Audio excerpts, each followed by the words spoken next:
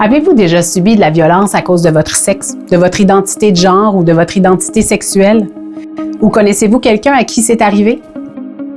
L'identité de genre ou l'identité sexuelle correspond à la manière dont une personne se voit et s'identifie, homme, femme, les deux ou autrement.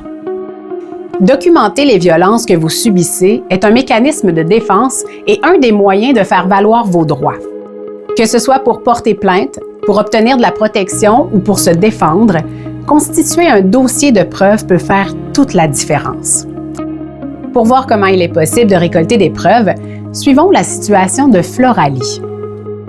Floralie est une femme transgenre. Elle vit depuis 2 ans avec Imani, sa partenaire, une femme cisgenre. Depuis plusieurs mois, leur relation est devenue violente. Imani insulte Floralie au sujet de son identité de genre, lui inflige des violences physiques, l'isole de ses proches et cherche à la contrôler financièrement.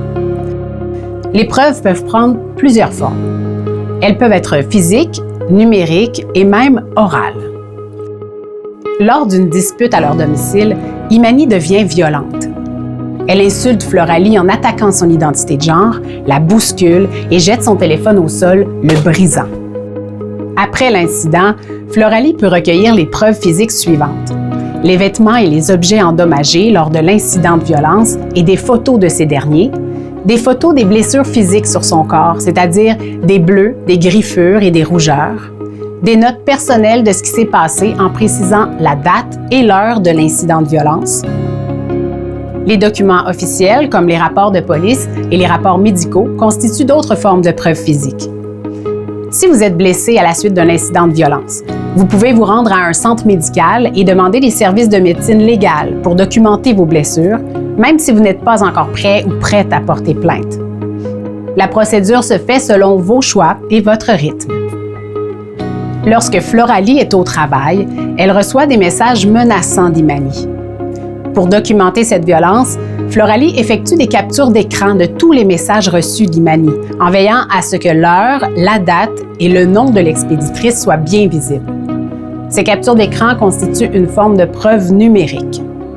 Finalement, les preuves orales, c'est-à-dire les témoignages, peuvent provenir de personnes qui ont assisté à l'incident de violence ou à ses conséquences, de déclarations faites à des proches, de votre propre témoignage.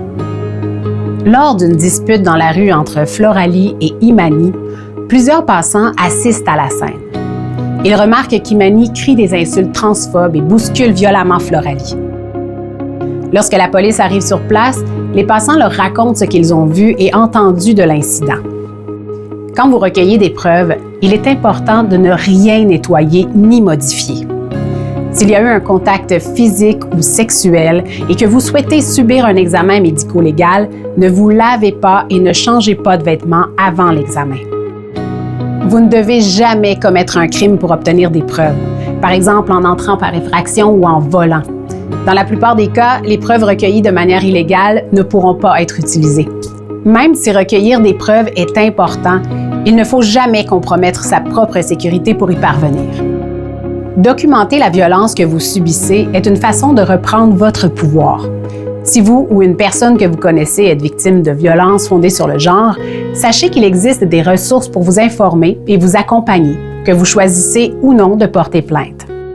Pour mieux connaître vos droits et les ressources qui peuvent vous aider, rendez-vous sur cliquerjustice.ca.